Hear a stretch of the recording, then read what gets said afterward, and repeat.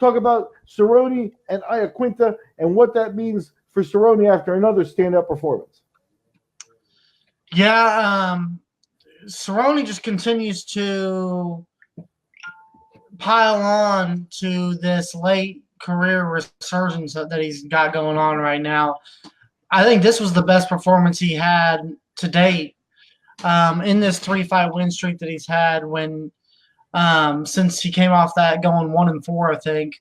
A lot of people were writing him off, and we got a lot of people making funny stuff on these MMA threads about, we got to put Dad Cerrone in there with TRT Vitor and motivated BJ Penn and Pico Graham, John Jones, and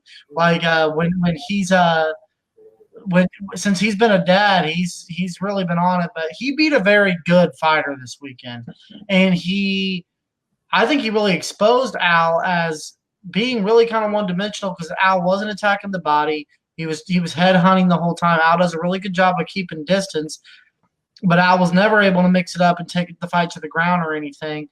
Cerrone just simply had more tools. He seemed very motivated. He looked horrible at weigh-ins, but he didn't look that way in the fight, and he went 5 hard rounds, really busted Al up. And I think he's walked into a pretty big fight in his next fight. I think there's 3 guys that I've got as possibilities for Donald Cerrone going forward.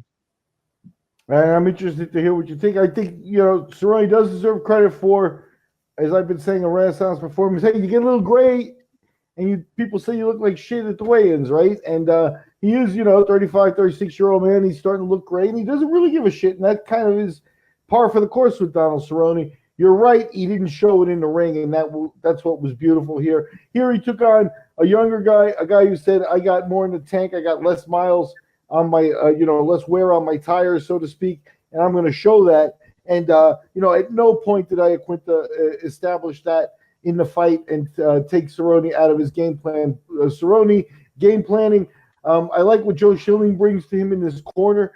I thought, it hasn't translated a lot of the times for Schilling in his MMA career when he's fought, but he's a hell of a coach, and he definitely has him lucidly ground fighting. And you talked about Iaquinta being one-dimensional in his head hunting. Whoa. We got bugs everywhere here today in Costa Rica, dude. But, and not being able to get the ground fighting. You're right. Sarah Longo, Matt Serra is the Renzo Gracie black belt, the Abu Dhabi champion, et cetera, et cetera. Where is the ground fighting? It wasn't even an option here. If you're going to turn it into a one-dimensional fight against Cerrone, he's too cerebral at this point. He's been in every type of fight. You're never going to take him out of his game. Yeah, I agree. And he looks so headstrong here lately, and he's really seems motivated that he's going to go out on good terms. But I wanted to run these past you, and I want to know what you think. And the 3 opponents that I think that he's got to possibly fight next, I think you can maybe add a 4th in there, and I'll mention him 4th as a possibility. It would be a rematch. I don't think it's likely, but I think there's 3 very likely possibilities. I think Cowboy versus Conor is probably the likely fight going forward, and I think that's Irish whiskey versus Budweiser, the Cowboy versus the Irishman. You got this brash, money-making Hollywood showman in Conor versus the country boy blue-collar guy in Cerrone. I think it would sell. I think you got the winningest fighter in UFC history in Cerrone versus the most popular star they've ever had in Conor. I think that's the fight. But after that, you got Tony Ferguson, I think is a possibility. And Tony Ferguson, we're going to get to him later, but he's in negotiations with the UFC. But then number 3, we got Justin Gaethje, which I think is another possibility, who's coming off a big win against Edson Barbosa. What do you think? And then, real quick, I said I was going to mention a 4th person. The 4th person, if it's not one of those 3, which I think it will be one of those 3, is possibly a Nate Diaz rematch. And that might be something that'd be willing to get Nate Diaz out of retirement. Not really out of retirement, but back into the cage. What do you think? Who are you looking as possibly the favorite for Cowboy going forward? I think the McGregor fight is the one that makes the most sense. The problem with the McGregor fight is that you kind of need McGregor's approval, right? You know, it's the kind of thing where, you know, McGregor isn't going to just fight anybody that they put in front of him. He's got his thought process and everything going into the fight. Now, he hasn't turned down a lot of, you know, he's not, he wants his Khabib rematch, which is obviously, you know, noble, I guess. But Cerrone fits that bill because, you know, you kind of got to be another A type of guy to bring more money to generate interest in the fight. And I think Cerrone is that guy, that Cerrone could be the guy that plays a good foil for McGregor and therefore generates interest into making it a big super fight. McGregor is on the second fight of an 8-fight deal, so at some point he's going to have to get back into the rotation and be just one of the guys and fight here. He might as well grab these big paydays while he can.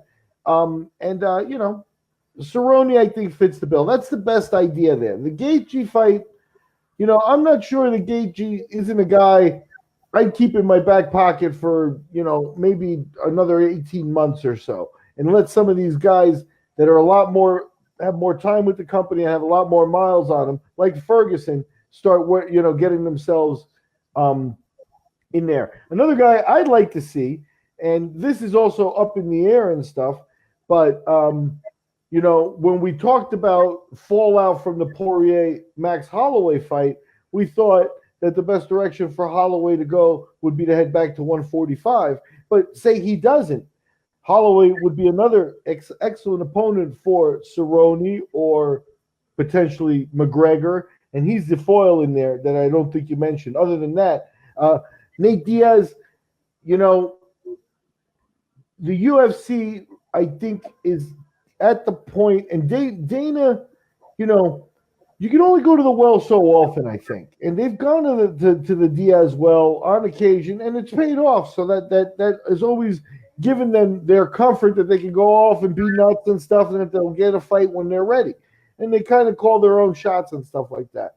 But I don't know if Dana wants to play that game anymore. You know, he's got new bosses.